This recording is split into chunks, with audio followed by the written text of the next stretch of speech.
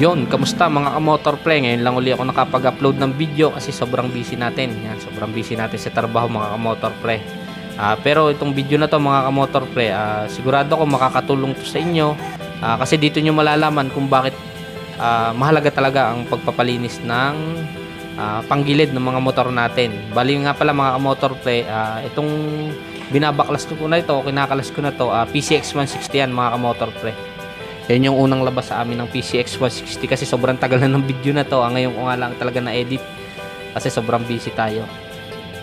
Yan mga ka-motor pre.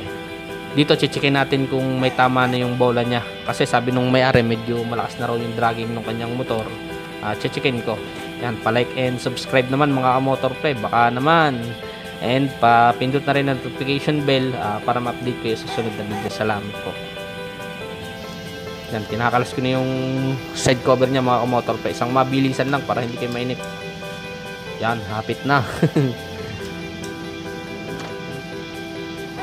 Yan.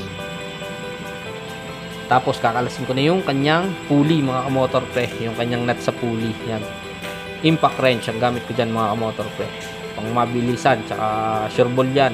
Yan naman, hindi naman nakakasira ng thread yan or nakaka-over torque. Kasi naiset yung tamang torque niyan sa paghihigpit.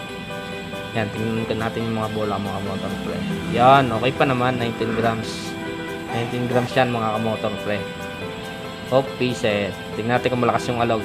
Yan, yan mga motor pre, yung bola niyan. Kaya minsan nagtataka tayo ba't sobrang baba pa lang ng odometer ng motor natin. Bakit nalalaki na ng tama? Depende rin kasi yan mga motor pre sa paggamit ng motor. Minsan sa traffic, yung pakadyot-kadyot, tapos pabomba-bomba, ay ang laro ng bola ng mga ka-motor play, yun, yari yun, pag ganun pauntog-untog yun sa dulo ng pulley natin. Kaya nagtataka yung iba, bakit ang bilis magkatama. Minsan nasa nagamit talaga mga ka-motor play. Yan mga ka-motor play, oh. Yan, bumili na si customer na CVT cleaner mga ka-motor play, pero hindi ko naman siya pinabibili, may dala na siya nakaya naman, baka sabihin kasi yan mga ka-motor pre talaga, hindi ako basta-basta nagpapabili ng ganyan. Pag nakita kong medyo malinis pa yung kanyang panggilid, kaya pa ng hangin, punas, hindi ko na pinabibili kasi arimhan din naman sa customer para hindi siya mapamahal sa gastos niya. Labor lang babayaran niya mga ka-motor pre. Tapos ang pinalilinis ko talaga dun sa mga pulley, tapos sa belt, sa torque, yan nililinisan ko na lang siya ng Joy mga ka-motor pre.